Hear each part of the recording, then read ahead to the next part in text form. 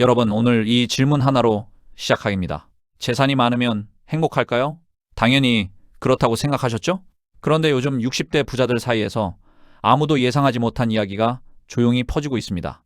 돈이 없어서 겁나는 게 아니라 돈이 너무 많아서 겁난다는 겁니다.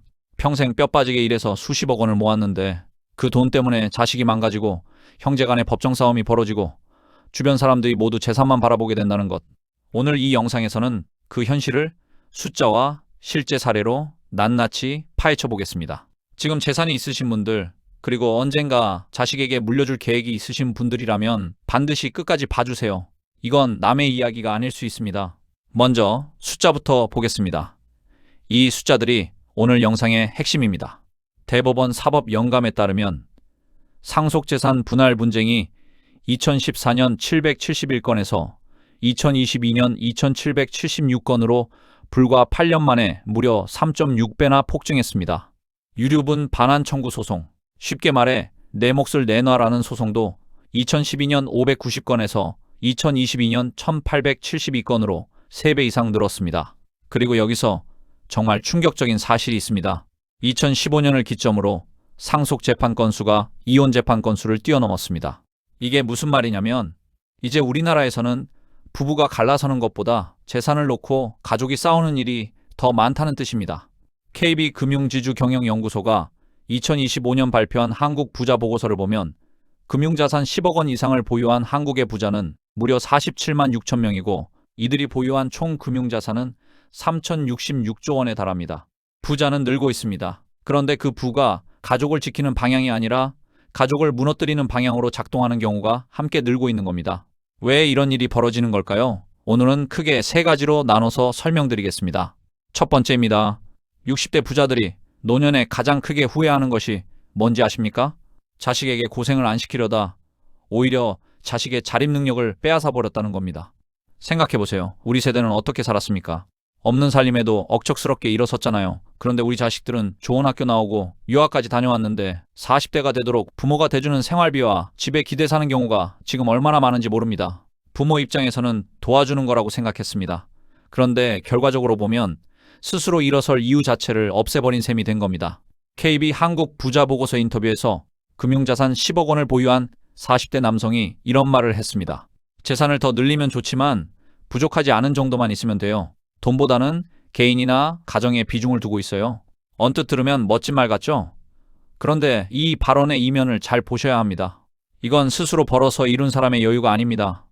부모가 이미 다 깔아놓은 판 위에서 노력 없이 얻은 풍요에 익숙해진 사람의 말입니다. 가장 무서운 건 그 다음입니다. 부모의 재산이 자식의 의지를 대신하는 구조가 되면 부모가 늙어갈수록 자식은 부모의 건강보다 재산의 향방에 더 관심을 갖게 됩니다.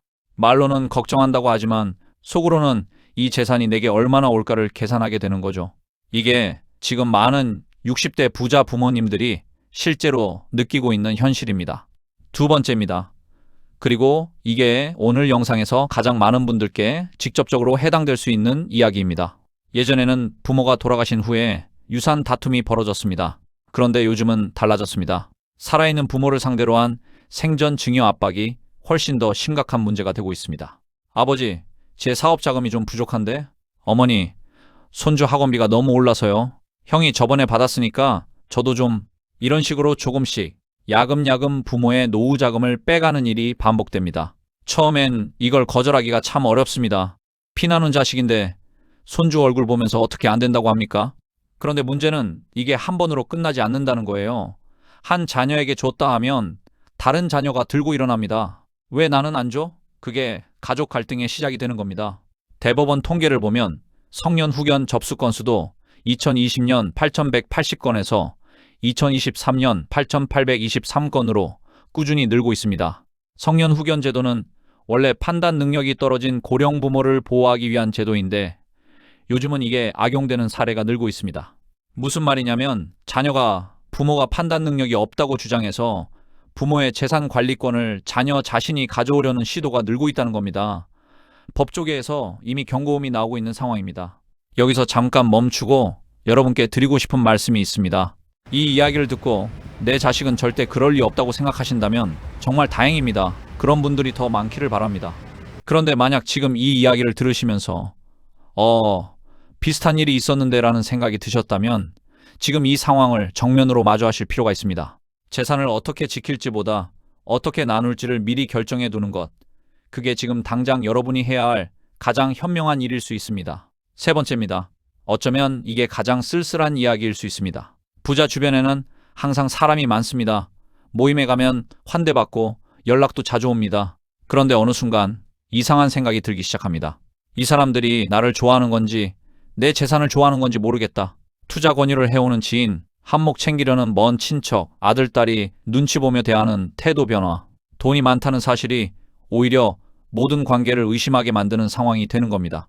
KB 한국 부자 보고서에서 금융자산 30억 원을 보유한 60대 여성이 이런 말을 했습니다. 돈보다는 인품이 중요한 것 같아요. 남을 속이면 안 되고 선하게 살아야 돼요. 돈이 있어도 인품이 없으면 무슨 소용이 있어요. 이건 제 자식들에게도 당부했어요.